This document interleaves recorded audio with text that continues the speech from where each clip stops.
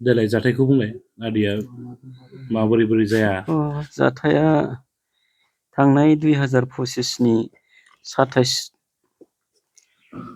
November मामोनलाय 27 May 27 May बेयाव आं लिसु दंफाङाव गाखोनानै लिसु फिथाइ खादोंमोन।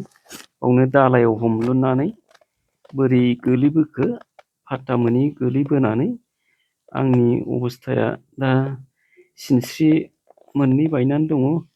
खामिहारा मोनब्रै बायदोंमोन। दा खामिहारा मोनब्रैया अरजाबाय, सिनस्रि मोनसे अरजाबाय। दा सिनस्रि मोनसेया दासिमबो अरजाबाखै आरो। हर सान दा सानायजों आं भुगिनानै दंगासिनो दङ। मोजां डाक्टार गिदिरफोरनावबो लांनो हानाय जायासै। जाखिनि धन सम्पति दं बेफोरखौबो फानलु फानला फानजोबनायानो जाबाय। दा रायजो राजाफोरनिफ्राय मा लुबैदों दा? दा आङो मा बुंनो, लाजिया फांजियाब्लाबो एसे एनै गरसे गरनै रायजो राजाफोरनिफ्राय अनसुंथाइ मोनगोन साननानै आंनि न'खरनि बाय बाहागि जाथि खुरमा सावरायलायनायनि गेजेरजों बे हाबाफारिखौ खालामनाय जादों। आथिखालनि जिथु सोलिबाय थानाय आसाम सरकार आरो बिटिआर सरकारनिसिम माबाफोर अनसुंथाइफोर हास्थायदों नामा? आङो मा बुंनो, गोदो जेलानाखि 1989आव क्लास 9आव फरायदोंमोन, बे समाव एबसु गन्दगल सोलिदोंमोन उपेन्द्रनाथ ब्रह्मनि सोमावसारनायाव। बेवहाय आङो लोगोफोरजों थांफानानै बड' एक्स भलन्टियार फर्सआव जयेन जानो गोनां जादों लोगोफोरजों। बिनि अनगायैबो आङो माखासे समाजारि खामानि, धर्म आफादनि, समाजनि बायदिसिना फिसा बिला खामानि मावनानै बारग'बोदों।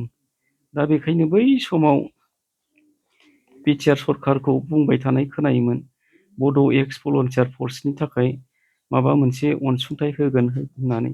नाथाय दिनैसिम होनाय जायासै। 5 बोसोर इउपिपिएल सरकाराबो बारलांबाय, बेवबो दिनैसिम जेबो गैया।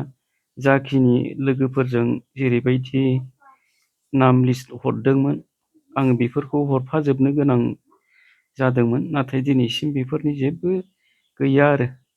दा सरकारा माबा मोनसे नायसनबायोब्ला एसे एनै, दा आं उफाय गैयि जाहैबाय। हा हुफोरखौबो फानै फानै दाहार सुख'नानै दा जोबथा जाहैबाय। दा राहायानो जेबो गैया। एसे एनै अनसुंथाइफोर मोनोब्ला सरकारनिफ्राय आंनि बे बेमारा हामगौमोन होननानै आं साननानै लादों। आसाम सरकारनिफ्राय एमएलए फोरनिफ्राय जेबो अनसुंथाइफोर गैया, जेबो मोननाय जायाखै। दा ओरैनोथ' दाख्लै थुलमुल जेनेबा बे रिसिप्ट बायदिसिना बेफोरखौ हरनाय जादोंमोन। गासै 2,45,000 नामा थुलमुल हिसाब खालामनानै हरनाय जादोंमोन एमएलएआ होदों होननानै। दा बिनिबो रिजाल्ट जेबो मोनफिननाय जायाखै।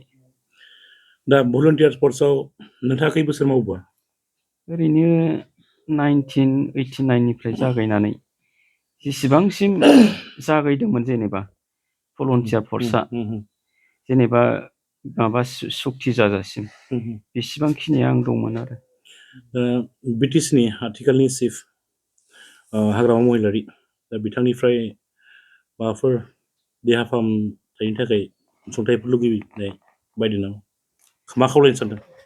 दा मोनोब्लाथ' बेफोरखौ मोनोब्ला एसेबाबो सुबिदा जागौ। बे हाग्रामा महिलारि सारा जुदि बेफोर आंनि घटनाखौ एबा जालांनाय जाथायफोरखौ मिथिनानै अनहरबायोब्लाथ' आं मोजां मोनगौ। आंनि देहा पाथिखौ आं नायजानानै कि इसोरा अनोबा मोजां जालांगोन, बेखौ आसा खालामनाय जादों। मानोना आङो दिनैसिम भुगिनाया जागायजेननायनिफ्राय 8 मास जाबाय। बे 8 मासाव गोबां दुखु खस्थ' सहायनानै दं आरो। मा लाङा नोङा लांबाय, जेनेबा टाइम्सआव दोनहैबाय सानथाम, बिनिफ्राय बेयाव हानाय नंला होननानै लोगो लोगो गुवाहाटि सिटि हेल्थ केयार होननाय, बेवहाय सानसे दोनहैबाय। दा बेनिफ्राय लाबोनानै बिदिनो गावलिया मुलि बायदिसिनाफोरजों दा सोलिनानै दङ। दिनैसिम गिदिर डाक्टारनाव लांनो हानाय जायाखै। बेबायदिनो उन्दुनानै थाबाय थानो गोनां जायो। बेबायदिनो जानायाबो बिदिनो उफाय गैया, सिखारनो हाया। सिखारनो हाया। खिनाय हासुनायफ्रा बिदिनो न'खरनि मानसिफ्रा हाजासे दुखु खस्थ' सैनो गोनां जायो, सहायनो गोनां जायो। बेबायदिनो बेबायदिनो जाजेननायनिफ्रायनो बिदिनो आरो। बुंलाय। ओम सतगुरु आं बेमारि न'खरनि गोलैनाय बाबामोन। गोदाव सोराव जाबाय आंनि संसारा फारसेनिफ्रायनो सिलिंखार। आंनि हौवानि नामा गोलैसोनानै थानायनि नामा फुलसिं बसुमतारी, फुलसिंनि हिनजाव आं मिनु बसुमतारी। आइफोर आफाफोर खोनासं, दुनियानि गलाम जाबाय आंनि संसारा रायजो जाहांनायाव। गय बारि बागान बन्दक थांजोब्बाय, मोसौ फानजोबनांबाय आइमोन बाबामोन, लोगोसे गारि बाइक फानजोबनांबाय, गासिबो दंनायमोन फानजोबनांबाय, मोसौ गाय अमा गासैखौबो फानजोबनांबाय आइ बाबामोन। आंनि न'खरा दिनै सिलिंखार, हारा सिंस्रि बायजोब्बाय। हामगौबा जोंबो गासिबो फानग्लुंजोबनानै नायबाय, नाथाय दिनै मोजाङाव लाबोनो हायासै। थाखा फैसा गरसे गैला, मा खालामनो। आइ आरो बाबामोन, नोंसिनि अननायाव आंनो थाइसे थाइनै हरोबा आंनि हौवाखौ आं डाक्टार गिदिरनाव लांनो हाबाखि मोजां जागौमोन होननानै हास्थायदोंमोन। आइमोन बाबामोन, नोंसोर मा सानो? नोंसोर थाइसे हायो ना थाइनै हायो हरबा आं खि फाहामनो हागौमोन खोमा। बेखौ साननानैनो आं आइ आफानाव आर'ज गाबोदि थाइसे थाइनै मोनगोन होननानै आखाइ खबजोबनानै आर'ज गाबो। अम